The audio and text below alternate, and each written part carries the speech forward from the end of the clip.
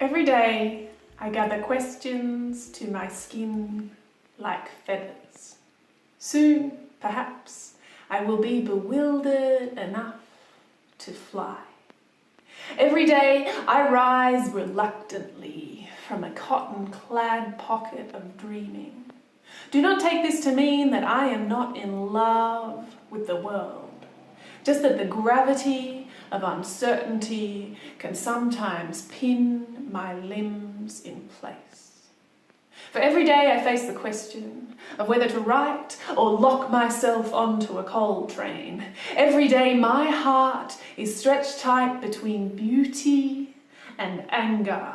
It is pulled thin like cling film across the bowl of my body. You may think that to stand on a stage and speak requires answers. Your wagtail mind may be looking for answers with which to line its nest in spring. I wish that I could sing to you a lullaby of everything will be okay, but with each passing day, I become more question than answer, more banshee than dancer. Every day I hear more clearly the whispering of the witches who have come before me. They remind me that there is nothing worse than he who thinks he knows it all, and that a clear-minded question can light the way and tear down walls. So I continue stirring my cauldron, heavy with the weight of all I do not know. And every single day I gather questions in my arms like kindling. Soon, perhaps, we can light a fire to flicker on through the dark. My name's George Clark and my poem is called Eucalyptus. Yearning for my childhood snugglepot and cuddle pie drifts in when I see a fallen gum branch carrying those neat little seed pods on their slender supports, like packaging from a Kyoto gift shop. The leaves are long, narrow curves of racing green. No flowery shapes here. They hang like blades on stalks extending to a just visible backbone under what feels like animal leather skin. Crushed leaves smell of old age and the scaffolding of time. Hints of growth from softer climes, olive, lemon and thyme. Millennia of struggling in weathered soil, washed over by Jurassic fire and flood. The khaki palette is not much camouflage for cockatoos and galahs discussing politics. But in a breeze the leaves dance and glide, stroking and kissing each to each. From tiny seeds that blow in the wind, these colonizing solar receptors travel from coast to coast, creating hundreds of hybrid children, each at home in just that place. Poets and musicians compose homage to these vegetable descendants of our organic ancestors, while without respect, we use space-age harvesting tools to consume the forests of our biosphere. So my parenting recipe turns out to be 1 part cliched threat and 1 part pure sugar bribe. But Parentese and bribery were languages I intended to never speak. I would articulate my reasons with the patience of Job ad nauseum. I would not be the crazy kind of maternal dream paying out in ice cream, whiz fizzes and baby chinos. But I could not have known that cracking thin contour between this world and the underworld parents scramble along, like ants over hot coals with bones on their backs. Now, Mum and Dad's declarations depart my throat like buses, usually on the hour, sometimes delayed, sometimes 5 in a row. What did your last servant die of? 5, 4, 3, 2, what? Because I said so. It's like talking to a brick wall. Were you born in a barn? If Sarah jumped off a cliff, would you? But the other day, I thought I'd tried them all, and they're still defiant, non-compliant. Then I remembered the big gun I hated from my own mum. I lower my voice to lift my sense of authority. How dare you? If I were Greta Thunberg, and it were an issue as large as the planet, the tone would seem right, but my little sprites have just broken the camel's back trying to put nail varnish on the dog. And I perceive a soupçon of guilt to add to the parenting quilt of shards of terror straight through their errors and into their cute, bulging eyes. I also feel a bit bouillard. But the didactic tactic has a short shelf life. Next day, my 6-year-old's in strife. And as I say, did you just pummel, in disguise as a cuddle, your snotty nose on my T-shirt? And I realise the problem when out of his innocent little face comes Gollum. How dare you? And I mutter, fuck. Whereupon, naturally, my 4-year-old appears from nowhere and says, Mummy, you just said fuck. And I say, fuck, shit. And now they're in a puddle of laughter. And how the fuck do you get out of this? And how the fuck do they know that fuck is a bad word? And of course, I'm the fucking reason. And even my parents avoided this. I look at Al, who gesticulates, your mess? The best I can think of is, anyone for Annie's ice cream? Hello, my name's Sue Bowden, and I'd like to read you one of my poems for the Bathurst Writers and Readers Festival. This one's called And Then I Remembered to Breathe. Crushing, a weighted blanket of pain, returning to nothingness. Space, no connection, adrift. Lungs holding life. And then I remembered to breathe. Moments creating memories, climbing to see beyond the present. Just a peek over the edge, holding on. Forwards, backwards, around, through.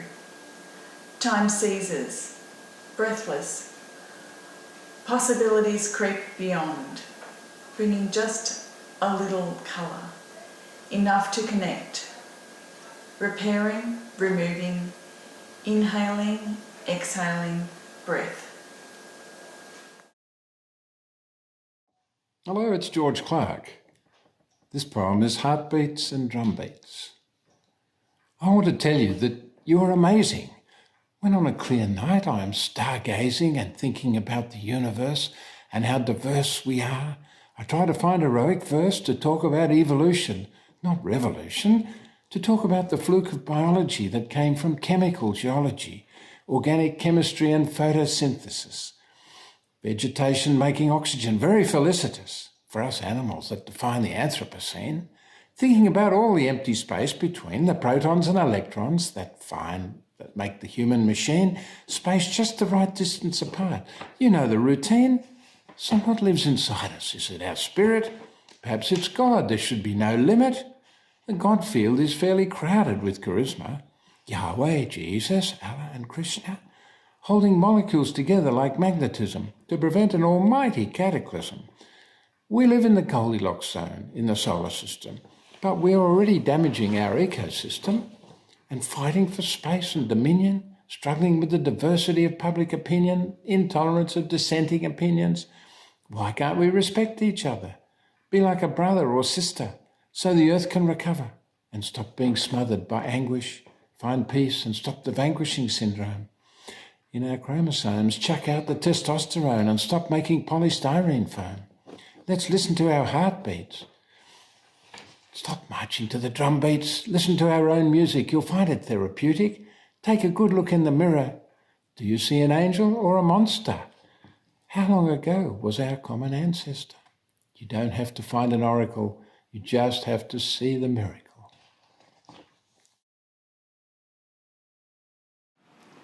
This is a poem of mine that was recently published in Cordite Poetry Review.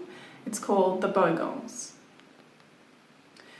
As a child, I loved the fat moths at the windows, the thud against glass of heavy wing beats interrupting lamp-lit bedtime stories. Their great journey was more magical than Santa Claus. A million magnet-reading migrants bursting forth from inland black cutworm through swirling skies to the high plains of caves and possums. Sometimes in the magpie morning I would find a straggler, pulsing its final efforts in charcoal smudges against the bricks of the back veranda. I felt the weight of meat the soft powder of disintegration in my palm. I could taste the dust of the distant Darling Downs sprinkled from silken wings. For every fallen soul there seemed a million more, astonishing stories of insect clouds descending on sports fields and neon-lit buildings, blocking ventilation, shorting circuits, forcing Parliament to dim the lights. This summer, the back deck is littered only with dry leaves and dust, a whisper in the background gone silent. Those heavy wing beats in the night become bedtime stories of granite caves shimmering through summer heat, and a tiny grief flutters silently against my window. Through goblin hours, our casement frames the moon in eldritch light. I listen to your breath as you lie dreaming. This snowy eve, I sense the siren call of spirits fey, yet these leaden feet are chained to reality. In the blooming of the heather, there beneath the granite tall, where they hunt the fur and feather, I shall stroll upon the moor. With the purple glow of twilight, all will soften on the land.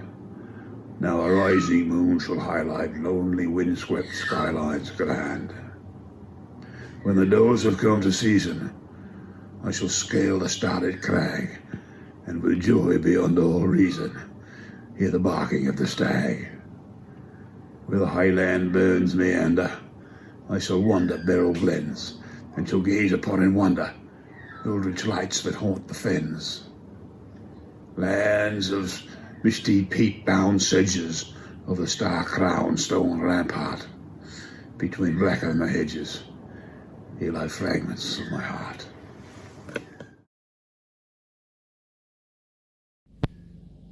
Isolation. We don't get out much anymore, as they've told us we are old. We weren't aware that we were aging, now have to do just as we're told. Respect for age has been eroded.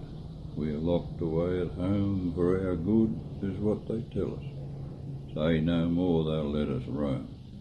For 60 years or thereabout from the young we've had respect, but in the blinking of an eyelid it's gone from what we could expect. Now we're the ones get bossed around by our children and their young. We know they're thinking of our health and their praises will be sung, but for now we feel restricted by this lockdown being imposed. They've sent us into isolation so us old won't be exposed to this dreaded, wretched virus that has landed on our shore, a great worry for our loved ones when a breath one cannot draw. So we'll use our isolation to our best to stop the spread. Stay spread out from our neighbours so less Aussies will be dead. Then just maybe in September we can meet back in Perth or Hall for another Johnny Troller fun night. She'll be filled from wall to wall. Isolation. Thank you. Uncle Satan. Like a spider pulling strings behind the scenes, Uncle Satan. Peddling lies, billionaire schemes in your kitchen, Uncle Satan. Fossil fuels, corporate empire, and at the top, Uncle Satan. Christmas lunch in the White House, there's no tomorrow for Uncle Satan. Black and white, in print, tell the world what to think. Fake news, misinformation, climate change, there's no such thing. First World Order, burning skies, the Emperor is Uncle Satan. Phantom menace, poisonous, in his tower, Uncle Satan. Extreme Greens spreading hate, Fox News, Uncle Satan. Iraq War, Trump enabler, bring him down, Uncle Satan. Black and white, in print, tell the world what to think. Fake news, misinformation, climate change, there's no such thing.